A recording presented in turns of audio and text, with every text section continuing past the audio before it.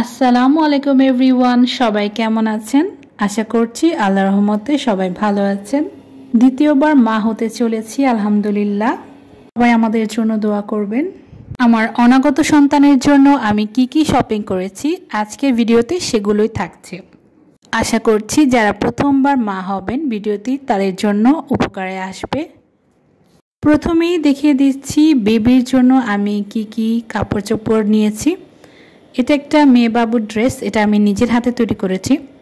তো আমি কয়েকটা ড্রেস নিজের হাতে তৈরি করেছি। এই যে এগুলো হচ্ছে গেঞ্জি কাপড়ের, এগুলো জাস্ট আমি র্যান্ডমলি নিজের হাতে একটু শখ করে তৈরি করেছি। যদিও আমি সেলাই তেমন একটা পারি না, তো টুকটাক যা পারি সেগুলি আপনাদের দেখাচ্ছি। আর বেবি যেহেতু একটু শীতকালে হওয়ার সম্ভাবনা আছে, তো যে কারণে আমি একটু মোজা বা শীতের ড্রেস এগুলো ভেবেছি যে কিনে রেখে দেব, বাট কেনা হয়নি। তো আমি আপনাদেরকে নর্মাল ড্রেসগুলোই দেখাচ্ছি। এগুলো হচ্ছে নিমা, যেগুলো সুতির ড্রেস।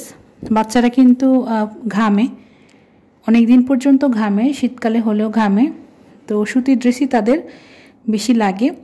তো আমার আলহামদুলিল্লাহ মেয়ে হয়েছে, প্রথম মেয়ে আছে, তো যে কারণে আমার একটু অভিজ্ঞতা আছে।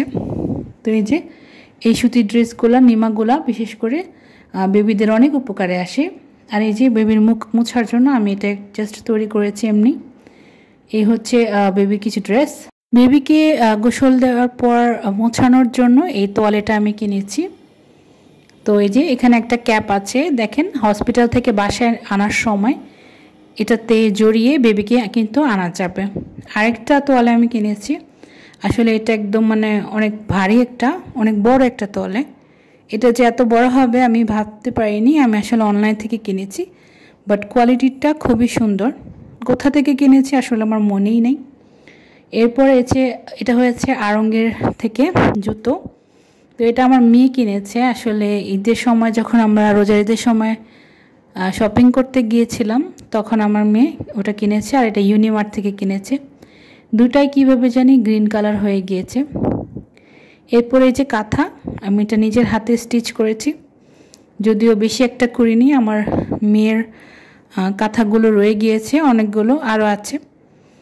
তো এগুলো সব জিনিসপত্র কিন্তু ডেলিভারির 2-1 সপ্তাহ আগে সুন্দর করে ধুয়ে আয়রন করে নিব। আর এদিকে আমি কিছু এটা হচ্ছে বেবির আর নেল কাটার, এটা নিয়ে নিয়েছি, এটা প্রয়োজন। আর ছোট একটা ফিটা নিয়ে নিয়েছি যদি লাগে। এগুলো হচ্ছে ব্লু কালারে নিয়েছি, এগুলো আমার মেয়ে চয়েস করেছে। আর বেবির জন্য এটা ওয়াইপস মোছার জন্য। এরপরে বেবির জন্য কিছু টয়লেট্রিজ কিনেছি, যেমন সাবানটা আমি আমার জন্য কিনেছি। বেবির জন্য শ্যাম্পু, কদমো পাউডার, তারপরে কদমোর তেল, আর টপ টু টো ওয়াশ বডি ওয়াশ, এগুলো ছোট ছোট কিনেছি। যদিও এগুলো হসপিটালে তেমন একটা ব্যবহার হয় না, হসপিটালে শুধু আপনার তেলটা লাগবে আর তেমন কিছু একটা লাগবে না। আর বেবিকে এই যে হসপিটাল থেকে বাসায় আনার জন্য বা কোলে নেওয়ার জন্য আমি এই জিনিসটা কিনেছি। এটা নামটা আসলে মনে করতে পারছি না। এই যে এটার মধ্যে দেখেন বালিশ দেওয়া আছে, আর একটা ইউরিন ম্যাটও আছে। আর এদিকে একটা হচ্ছে মশারি, বেবির জন্য মশারি অত্যন্ত প্রয়োজনীয়। আর আমি নিজের জন্য কিছু নিয়েছি, সেগুলো দেখাচ্ছি। নিজের জন্য আমি 3টা ম্যাক্সি নিয়েছি, এগুলো হসপিটালের জন্য। নর্মালি আমি বাসায় ম্যাক্সি পরতে পছন্দ করি না, আমি লম্বা গেঞ্জি পরতে কমফোর্ট ফিল করি। এদিকে পেটিকোট নিয়েছি, সেই সাথে ওড়না, সুতির ওড়না আমি 2-3টা নিব আরও। আর একটা ঝুনঝুনি, ওটা আমার মেয়ে কিনেছিল অনেক আগে কক্সবাজার থেকে। তো এই যে বেবির জন্য আরও কিছু কাপড় আছে এখানে। তো আসলে আমার ছেলে হবে না মেয়ে হবে সেটা আমি জানতে পারিনি এখন পর্যন্ত, তাই কালার একটু মিক্স আছে, পিঙ্কও আছে, ব্লু আছে। এগুলো একটু উন্নত কোয়ালিটির কাপড় চোপড় আমি নিয়েছি। হালকা শীতে এগুলো পরানো যাবে। তো এটা একটু গেঞ্জি কাপড়ের, খুবই সফট। আর এখানে নিমাও আছে, সুতির নিমা আমি কয়েকটা কিনে নিয়েছি, কারণ বেবির সবচেয়ে বেশি প্রয়োজন হবে কাপড় চোপড়ের। কারণ সারা দিনে দেখা যাবে 4, 5, 6, 7, 10টাও কাপড় চেঞ্জ হয় অনেক সময়।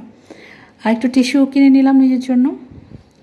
আর এই যে টুকরা কাপড়, এগুলো হচ্ছে সুতির টুকরা কাপড়, এগুলোকে সুন্দর করে ডেটল দিয়ে ধুয়ে আয়রন করে নিব বেবি মুখ মোছানোর জন্য। প্রচুর পরিমাণে টুকরা কাপড় লাগবে। এটা এদিকে আমি পানি গরম করার জন্য এটা নিয়ে নিয়েছি প্রেস্টিজের, আর গরম পানিটা রাখার জন্য একটা ফ্লাক্স নিয়ে নিয়েছি। এই দুইটা জিনিস আসলে অনেক বেশি জরুরি বেবির মা দুজনের জন্যই। তো এই ছিল আমার ভিডিও, আশা করছি আপনাদের ভালো লেগেছে। ভালো লাগলে অবশ্যই কমেন্ট করে জানাবেন।